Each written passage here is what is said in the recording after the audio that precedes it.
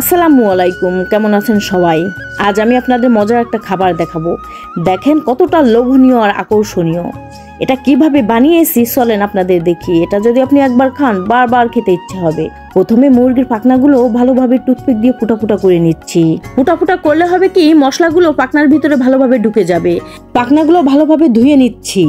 এখন পাখনাগুলো আমি সিদ্ধ করে নেব। ভিতরে কিছু আদা, তারপর পেঁয়াজ কলি এগুলো দিয়ে আমি এটা ভালো করে সিদ্ধ করে নেব। পাখনা থেকে কত গেজা বের হচ্ছে, ঠিক ডালে যেমন করে গেজা ওঠে। যাই হোক, এই গেজাগুলো আমি ফেলে দেব। গরম পানি থেকে পাখনাগুলো উঠিয়ে ঠান্ডা পানির ভিতরে দিয়ে দিয়েছি। ঠান্ডা পানির ভিতরে দিলে হয় কি এগুলো শক্ত হয়ে যায়। এরপর দেখেন আমি ভালো করে টিস্যু দিয়ে মুছে নিচ্ছি, যাতে পাখনার গায়ে একটুও পানি না লেগে থাকে। এখন প্যানে আমি তেল দিয়ে পাখনাগুলো সারি সারি সাজিয়ে দিয়ে এগুলো উল্টায় পাল্টায় নেব।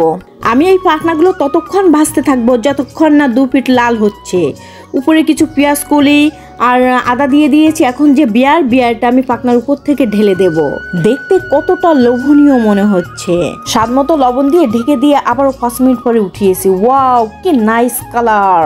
আমি তো কালারের প্রেমে পড়ে গেছি। উপর থেকে একটু লেবু ছিটিয়ে দিচ্ছি। কি দারুণ অ্যারোমা বের হচ্ছে মনে হয়, তাই না? এটা তো দেখে আমারই খেতে মনে চাচ্ছে। এরপর আমি চামচ দিয়ে ভালো করে নেড়ে নিচ্ছি। দেখেন মনে হচ্ছে একটা আচার। উপর থেকে কিছু তিল ছিটিয়ে দিচ্ছি, কিছু পেঁয়াজ কলি ছিটিয়ে দিচ্ছি। কতটা সুন্দর আর লোভনীয় হয়েছে।